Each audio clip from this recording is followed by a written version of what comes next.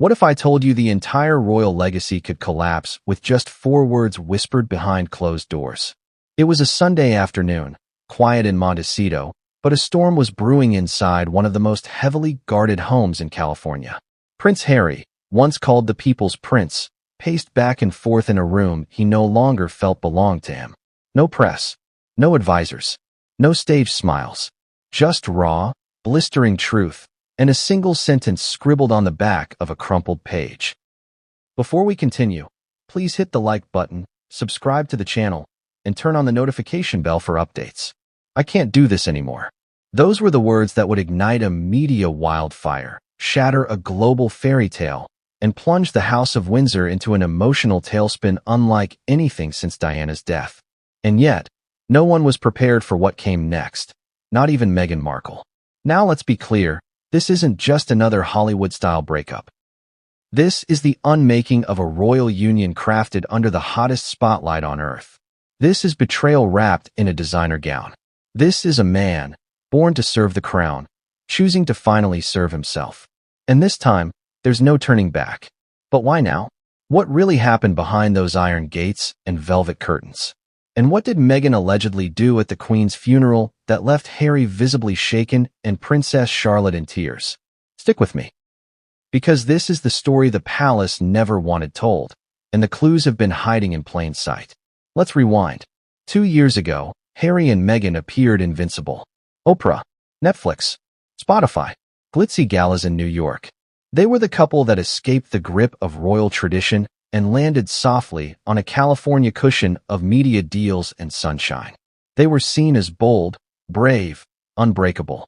But behind that perfect lens, behind those curated Instagram posts and coordinated outfits, was a man unraveling. Friends say he was changing, not the natural evolution of a husband or father, but a spiritual disintegration. He'd flinch at headlines, withdraw from even his closest allies. Some whispered he was detached. Others simply said, Harry's not Harry anymore. Why?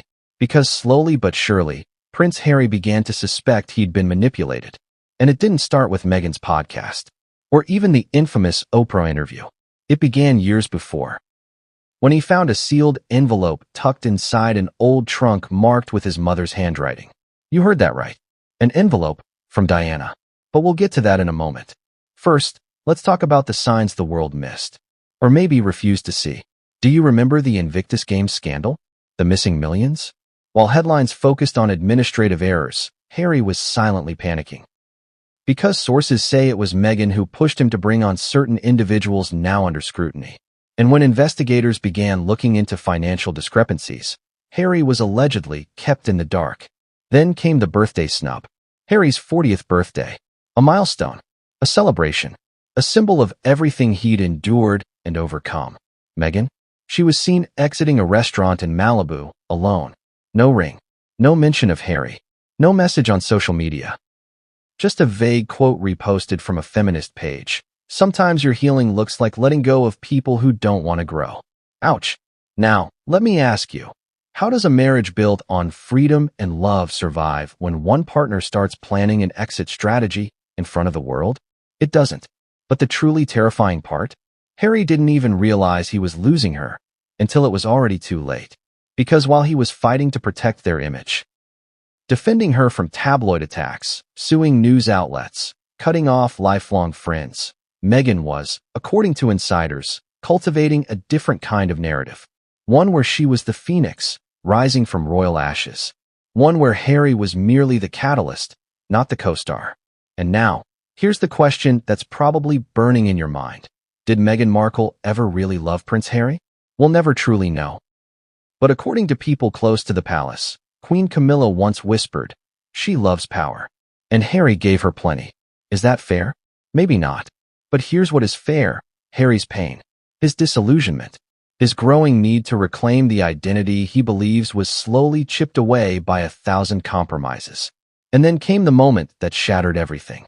The Queen's funeral. A day of mourning. A moment of unity. Or so it seemed. But what Meghan allegedly did that day, it stunned everyone. It left Harry rattled, William speechless, and Charlotte inconsolable. And while royal spokespeople scrambled to control the damage, The truth slipped through like sand between fingers. But more on that later. Because before the funeral, before the Oprah backlash, before Harry's phone was confiscated in a Malibu mansion, there was the letter. Yes, the envelope sealed with Diana's monogram. The one Harry had kept untouched for over 2 decades. Until one sleepless night, 3 months ago, when something told him, it's time. And what he read inside changed everything. But what exactly did Diana say in that letter? Why did Harry break down after reading it? And how is it connected to his sudden announcement of divorce? We're diving deep into every answer, every betrayal, every clue. You're not just watching a marriage fall apart. You're watching a prince wake up.